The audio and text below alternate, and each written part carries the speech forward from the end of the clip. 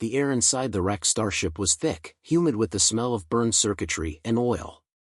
John Razor Caldwell stood with his arms crossed, watching Lyra work. Sparks danced across the dark interior as she pried open the panel to the ship's power core, her face bathed in the harsh glow of her handheld torch. Every crack of metal was like the ship groaning in agony, a desperate cry for help that mirrored the rising tension in John's chest. "Getting anywhere?" he asked, his voice low but edged with impatience. He hated waiting, especially when lives were on the line. His fingers flexed, the habit of reaching for a weapon instinctively, but there was nothing here that could fight back except their wits and Lyra's ingenuity. Lyra glanced up briefly, her sharp blue eyes glinting with determination. "It's delicate work," she muttered. "You can't rush this. If I make one wrong move, we'll blow the entire core and vaporize ourselves in the process." John grunted. "If we don't fix this, we'll be vaporized either way." "You're the only one who can do this, Lyra." She paused, a slight frown tugging at her lips, but the challenge in John's words seemed to settle something in her. With a nod, she turned back to the panel and continued her work, fingers deftly moving through the wiring. Despite the tension, John couldn't help but admire her focus. Lyra was driven, but there was something else, something hidden beneath her technical brilliance. She had a sharp mind, but also a deep, internal conflict about the risks they were taking. It was there, in the tight set of her jaw, in the way she hesitated before speaking. "You know," John said, breaking the silence as he shifted his weight, "you could have backed out, you know. When they assigned you to this mission, you could have said no." Lyra didn't look up. "I didn't. So let's focus on the job." John shrugged, looking away. His eyes scanned the wreckage around them. The ship was as much a metaphor for their situation as it was a literal construct. Stranded on Earth with no allies, no advanced technology, just this hunk of scrap and a few hundred soldiers who were as terrified of failure as John was. They'd been handed this mission by the Earth Defense Initiative, but what did it really mean? To them, it was a lifeline. To him, it felt like a death sentence. "Captain," a voice crackled over the comms, breaking his reverie. It was Maria, the leader of the Earth Defense Initiative. She wasn't far, but her voice still had that professional distance, neither comforting nor distant, just the same steady tone that made her a good commander. "Go ahead, Maria," John responded, switching the comm to his ear. "Report," she said, her voice cutting through the static. "We're working on the core," John replied, his gaze flicking back to Lyra. "It's slow going. Lyra's got it, but I'm not sure how much time we've got." There was a brief pause on the other end. "We don't have time at all. The enemy fleet is closer than we anticipated. Earth Command wants a status update every 2 hours." John ran a hand through his hair, the tension in his shoulders tightening. "They can wait. I'm not risking Lyra blowing herself up over an update." Maria's voice was firm. "I didn't say to rush her. I said keep me informed. We'll make sure you have all the support you need, but the ship's defense systems are a priority. You need to be ready, John." "I know," he snapped, his voice low, strained. The weight of the entire mission was pressing in on him, the reality of what they were trying to do, pull a miracle from this wreckage, becoming more daunting by the minute. Lyra looked up briefly, her hands still working but her attention momentarily shifting. "Do they really think we can get this thing flying in time? I mean, they're sending us updates like everything's fine, but we're still stuck with a ship that can barely power up." John sighed, walking closer to her. "If we don't get this working, humanity's last defense will just be a nice light show for the enemy. We're running out of chances, Lyra. We don't have the luxury of perfection here. We have to make it work." She paused, and for a moment, he saw something flicker in her expression, something like fear, quickly masked by determination. "I know," she said quietly.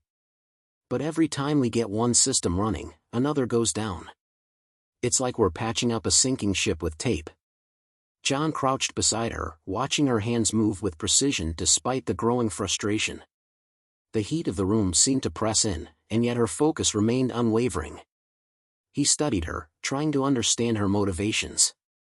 She was brilliant, yes, but why had she volunteered for this? Why risk everything when she could have been safe, out of the line of fire? Lyra, he said, softer now, his voice low, what's really eating at you? Her movements faltered for a fraction of a second, but she didn't stop. Nothing. The response was automatic, but John knew better. The weight of what they were doing was a burden for everyone, but for her, it felt heavier. She didn't want to be here, but here she was, because like everyone else, she had no other choice. John let the silence stretch between them, then stood and moved to the side of the ship. The hum of the engines was faint, but growing stronger, a glimmer of hope. They had a slim chance, but if anyone could make it work, it was Lyra. From behind them, there was a sharp click of static, then a voice that brought the tension back to a boiling point. Maria's voice again. John, they're here. John's chest tightened. Damn it, he muttered. The enemy had arrived, and they weren't going to wait for Earth's junkyard ship to power up. Lyra didn't need to look up. She knew. The clock was running out, and the ship wasn't ready. Not yet. The humming in the ship's power core was now a dull roar, the rhythm of a machine coming back to life. Lyra's hands moved with purpose, tightening connections and rerouting power where necessary. Her brow was slick with sweat, but her eyes burned with the intensity of her focus. Each passing second brought them closer to either salvation or disaster. John Razor Caldwell stood by, watching her work. His arms crossed, the weight of responsibility pulling him down, yet his mind was sharp. The enemy is here, he thought. And we're still grounded. A loud crackle came from his earpiece. Maria's voice came through, tight and steady. John, we've got incoming. Multiple signatures. They're too close for comfort. You have minutes, less if we don't get a functioning defense. John cursed under his breath. How many minutes? Less than 5, Maria replied bluntly. Start the engines. You'll have to make do with whatever's left. 5 minutes. The words burned into John's mind. If we can't get this ship flying, it's over. He turned to Lyra. You heard that? We don't have 5 minutes to finish this. Lyra barely looked up from her work, her hands still moving with a practiced fluidity. I know. But I'm doing what I can. John's pulse quickened. They were running out of options. The enemy fleet wasn't going to wait for them to finish repairs. They'd be on top of Earth within hours, if not sooner.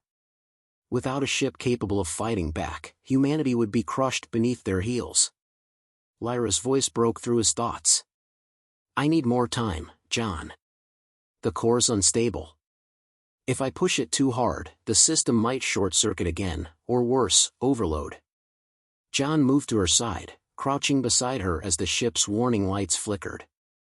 He could feel the tremble in the metal beneath his hands. He could almost hear the countdown, ticking away as the enemy closed in. What if you force it? What if we take the risk and go for broke, he asked, a rough edge to his voice. Lyra shook her head slowly. The ship isn't ready for that. It's a ticking time bomb. John didn't know what to say. Time bomb. The words echoed in his head, sinking into his gut like lead. We're already on borrowed time. A blaring siren erupted throughout the ship, followed by a deep voice through the comms. All personnel to battle stations. All personnel to battle stations. Prepare for impact. Maria's voice again, calmer but just as firm. Get it together, Caldwell. We're in this together. Lyra, finish what you've started. We're all counting on you. Lyra's hand froze mid-motion as the ship's tremors intensified. The walls groaned, metal twisting under pressure, and then, all at once, a sharp crack echoed from somewhere deeper inside the ship. A system failed, one of the last working navigational subroutines. The ship jolted to one side, sending them both stumbling. Lyra, now, John shouted, his heart racing. Lyra's eyes flashed, and without another word, she slammed her palm against the ship's console, triggering a sequence of emergency systems. Her fingers danced across the controls with the desperation of someone who knew this could be their last shot. The room's temperature dropped as the ship's core hummed louder, the systems flickering back to life. But then, a sudden crash, followed by an explosion from below. The ship's entire frame shook violently, throwing John to the floor. He grunted, pain searing through his shoulder where he had landed hard against the bulkhead. His ears rang, and for a moment, all he could hear was his own heartbeat pounding in his chest. Lyra. He pulled himself up, crawling over to her. She was hunched over the console, but she didn't respond, her hands still moving, despite the chaos. The ship groaned again, more violently this time. Sparks flew from several terminals, and another loud bang echoed from the lower levels. I can't, Lyra's voice cracked, panic creeping into her tone for the first time since they'd started. I can't stabilize it. The power's too erratic. We don't have enough juice to keep the core running.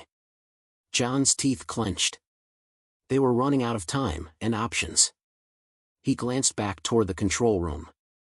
He knew what he had to do. I'll go down. I'll fix it. Lyra snapped her head toward him, her face a mix of exhaustion and fear. No. You can't.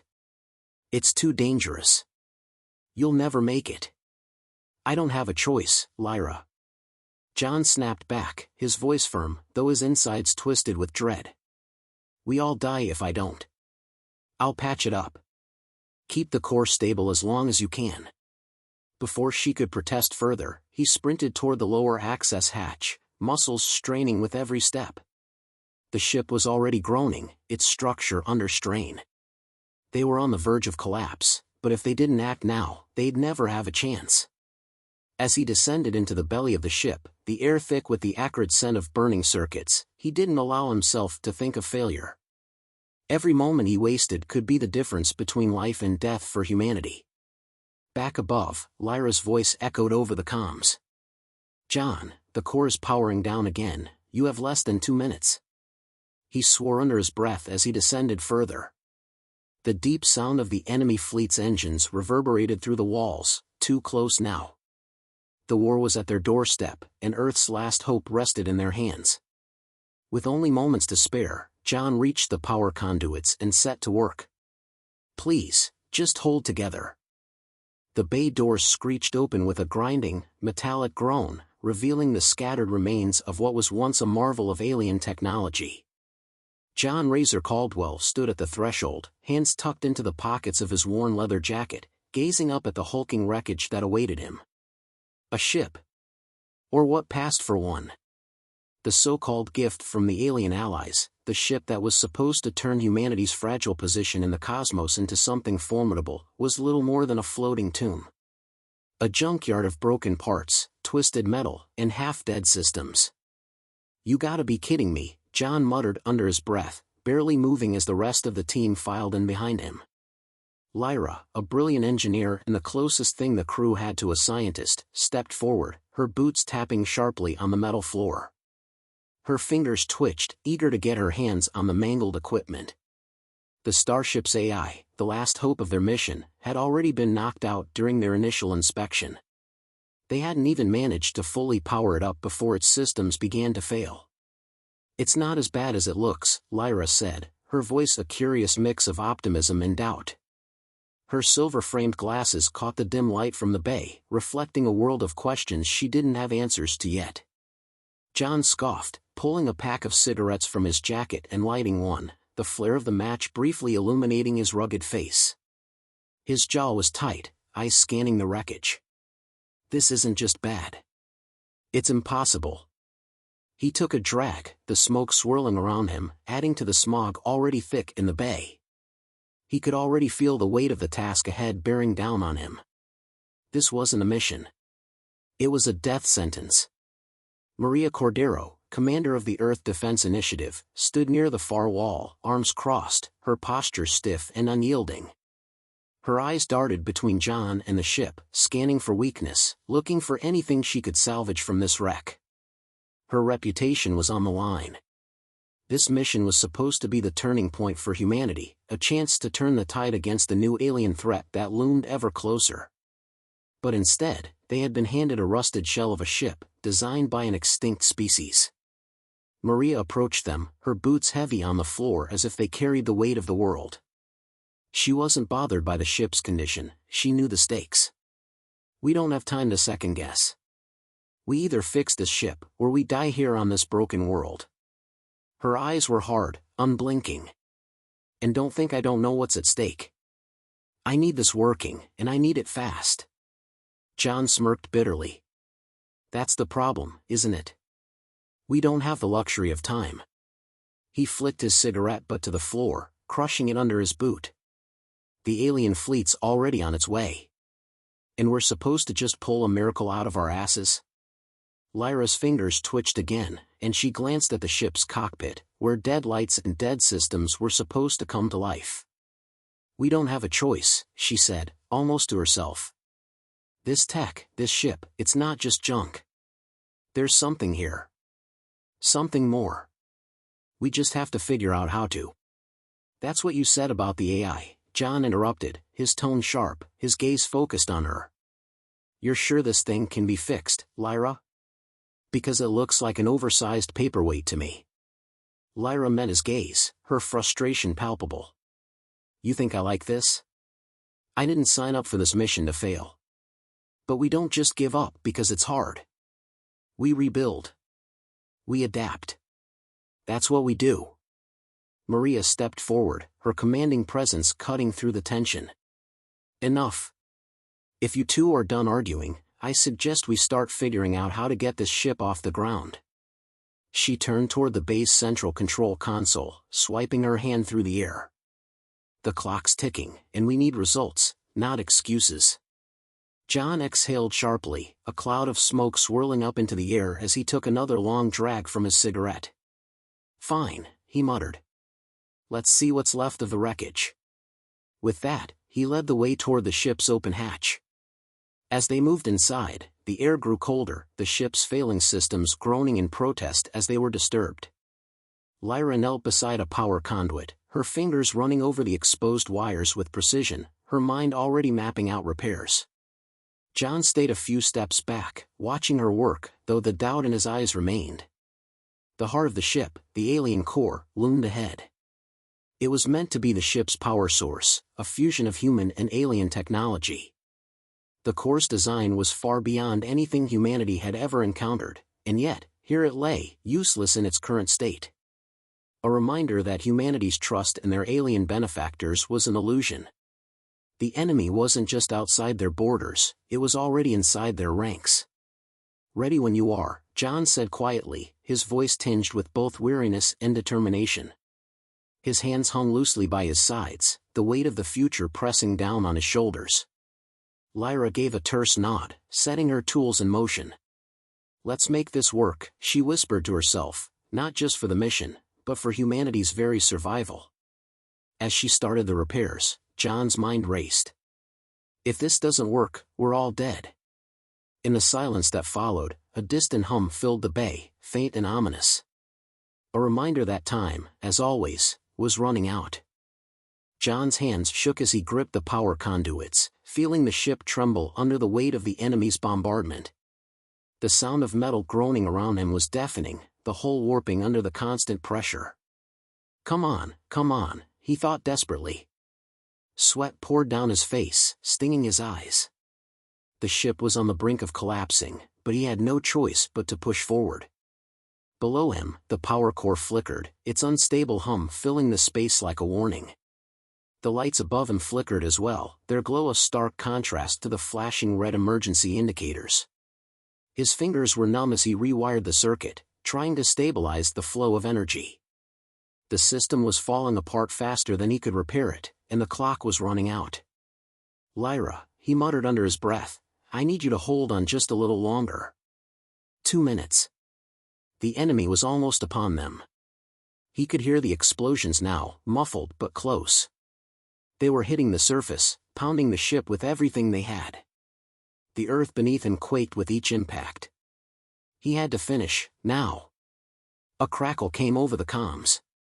Lyra's voice, strained but still steady, reached him. John, we're not going to make it. The core is failing again. I can't. Just hold on. John snapped, his breath coming faster, his heart racing. I'm almost there. You're not doing this alone.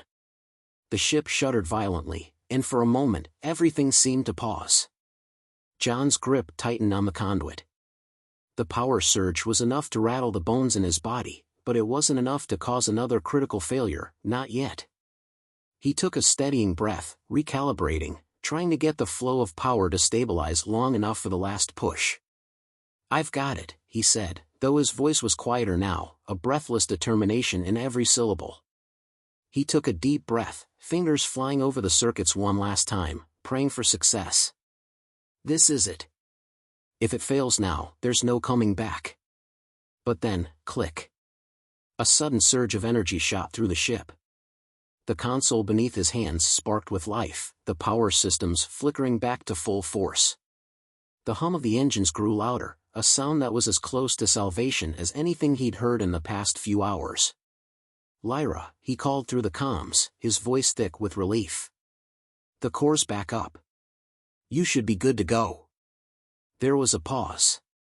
Then, her voice came through, breathless but triumphant. We're good. The ship's systems are stabilizing. We can fight. John let out a sigh of relief, feeling the tension melt from his shoulders. The ship was alive again, and for the first time in what felt like forever, hope surged through him. The enemy might still be on their way, but now they had a chance. He turned back toward the upper decks, where the battle would begin. The ship had been patched together with desperation, but it was going to fly. It was going to fight. And they would win. As he climbed back to the bridge, the lights flickered on, casting a warm, artificial glow over the crew. The familiar hum of the engines seemed to pulse through the ship's veins. Everyone was at their stations, eyes fixed on their terminals, ready to defend the last of Earth. Captain! Lyra called, her voice cutting through the buzz of the bridge. We've got incoming, multiple ships, fast movers. John nodded sharply.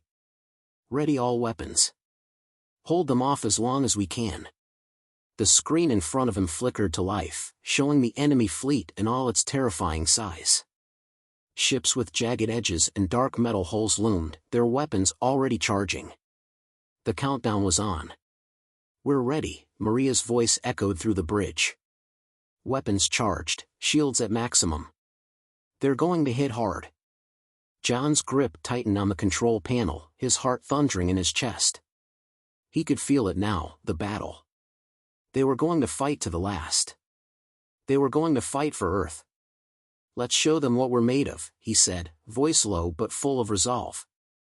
This is our home. Our world. We'll give them everything we've got.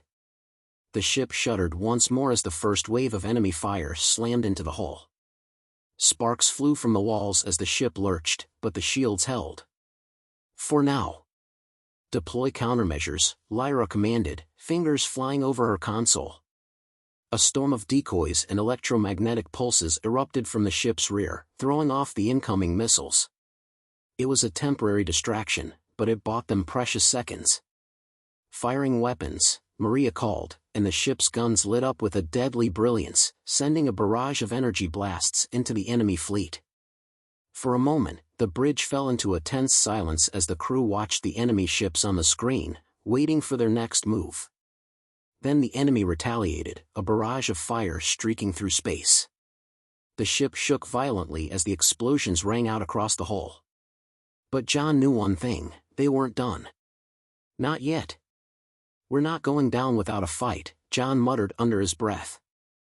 The battle was far from over, but this time, the humans had the power, the grit, and the determination to face whatever came next. The enemy had underestimated them. And now, humanity would show them just what they were capable of. The fight for Earth had only just begun.